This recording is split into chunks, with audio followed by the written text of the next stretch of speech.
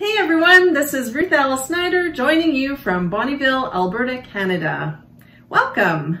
Today I want to talk to you about how to set up your Twitter account and make sure that it's set up in a way that will draw your audience to you so that you can get clients and build community.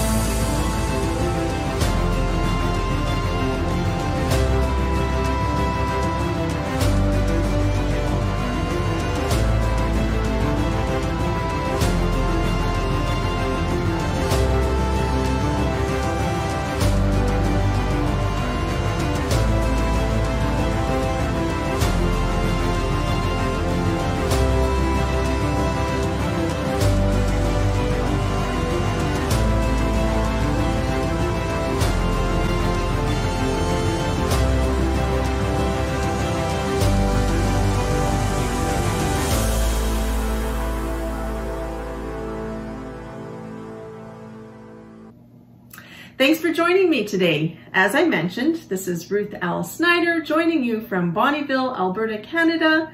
And today we are going to be talking about how to set up your account on Twitter, because you need to have a Twitter account before you go and use Twitter Spaces. So I want to make sure that nobody gets left behind. If you already have your account set up, you might want to still listen, because I'm going to be talking about things that you need to do to make sure that people can find you easily and you can grow your audience. So of course, the first thing that you're going to want to do to open a Twitter account is to go, I would suggest going on a computer or a laptop and go into your browser and open up twitter.com. The first thing you're going to need to pick is a handle, which is the name that people are going to associate with you and your account. So that could be your name, or it could be your business name, or something else that's memorable about you. There are different things that people pick to use as their handle. I decided to use WWJDR because it was short and I could use other characters for other things in my tweets. When I started, we were only allowed 144 characters. That has since been expanded. So don't worry too much about your username. I believe you can use up to 15 letters or 15 characters. So think about what is memorable or what best suits you and your business, or if you're an author, what suits you and your readership. What will people be searching for? And use that as your username, your handle on Twitter. So if you go on Twitter, you'll see that there is a handle, which is usually in a darker bold font, and then underneath will be a username. So make sure that it is different. Well, it can be the same if you want to. And just so you know, you can change your username on Twitter if you change your mind down the road, or if you start out with a personal profile and want to upgrade it to a business profile. So don't sweat it too much, but think about what people would be looking for. Another reason I used WWJDR is that there are a lot of Ruth Snyders on Twitter. And so I figured if I used something a little bit unique, then it would be easier for people to find me. So that's step number one. Step number two is to make sure that your username is the way that you want it. And I've already talked about the difference. So put your new username in, and then think carefully about your bio, because this is the metadata that will appear on Google searches when people search for you on Twitter. Your bio is what Twitter uses as, or Google uses as the metadata for you. So I have decided to do something that might work for you. You can think about it. I have put all hashtags, or mostly hashtags, in my bio, and hashtags that relate to my business. So I've put hashtags like writer, because I am a writer and an author, coach, because I am a business coach and a book coach, entrepreneur. I believe as authors, we are all entrepreneurs. Some of you may debate that. I know some of you just want to be writers, but if you are wanting to make money with your writing, you need to think about yourself as an entrepreneur or a business person. Something else that I use in my bio is my unique hashtag that I've developed for my own company, and it's hashtag Get Clients Build Community. And so that's something that people can use to search and find me. So think about the different hashtags that you might use. Think about the different descriptive words that people might use. Think about categories or how people would search for you on Google, and use all of those in your bio. And you can put a lot of information in there.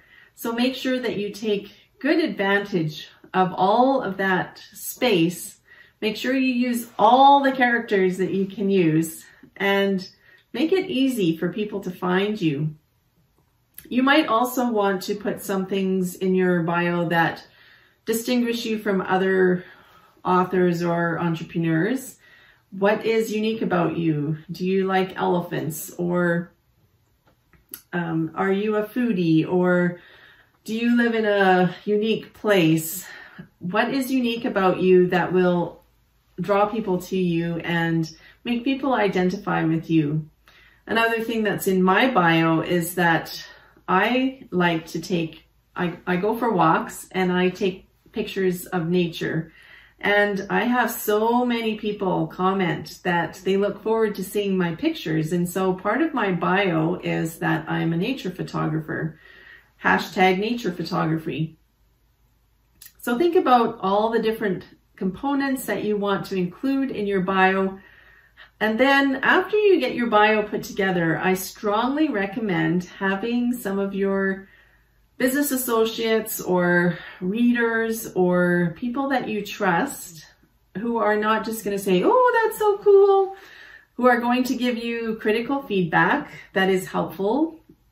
Ask them to read your bio and make suggestions about what else you can include in there. Ask them if they have any questions about you, if it's clear what you have to offer, and get them to do an audit of your bio. There's also some people on Twitter that offer bio audits. Madeline Sklar is one of those people. So you can search for her on Twitter, and I believe it's on Saturdays that she offers those audits. And often she has a co-host who joins her so that you get feedback not just from one person or one expert, but two or more. And then of course, because it's held in a Twitter space, then you can get feedback from a group of people. So if you want really helpful feedback about your bio, check out Madeline Sklar's Twitter space on Saturdays, because it's dedicated to doing audits of Twitter bios. The other thing a tip that I can give you is, I know that it's hard to fit everything into the character limit that Twitter gives you for your bio. And so there's a couple tools that I would recommend to help you with this. The first tool that I would recommend is called Linktr.ee, Linktr.ee, Linktree. And it's kind of like a mini website in a way, because you can go on there and you can enter anything you want, your website, all your social media profiles, any link that you want. You can give a title to it. So Twitter, and then put your link to your Twitter profile. Facebook and put a link to your Facebook profile, website, put a link to your website. And I don't believe there's any limit as to how many different links you can put in there. And it's a free account. So it's a great way to give one link that leads to many links. And you can put that in your bio, and that way people can find you and follow you on whatever social media profiles they use and are on often. Something else you can use in your bio is About Me. You can go to About Me and put in more detailed information, and then put your About Me link into your Twitter bio so that people can find you and then get more information about you. And again, in your About Me profile, you can put your website and other places that you want to highlight. Maybe you're an author and you have an Author Central account, and you can put the link to your Author Central in your About Me or in your Linktree, and then people can find out more about your books without you having to say, hey, I'm an author, look at my books. So those are just some tips about setting up your Twitter account. I hope that you have found them helpful, and I will be back soon to share more tips and tricks with you on how to use Twitter and Twitter Spaces to get clients and build your community. I want to invite you to come join me on Facebook, January 10th, 11th, 12th, 13th, and 14th, 5 days. I will be offering a free Facebook challenge to help you get on Twitter and Twitter Spaces and use Twitter as your lead generation machine. I am so excited to help you get clients and grow your business and build your community. So join me. You'll find the link below. I'm going to cover basic tips to help make sure that your account is set up properly. We are going to have opportunities for interaction with one another. We're going to have live Q&A sessions. I am going to take you on to Twitter Spaces so that you can experience Twitter Spaces in the audience. And I will even help somebody become co-hosts with me so that you can experience that piece if you'd like. So I hope that you will join me. Again, the link is below. Go sign up, and we will see you on January 10th. This is Ruth L. Snyder from Get Clients, Build Community. I look forward to seeing you on January 10th.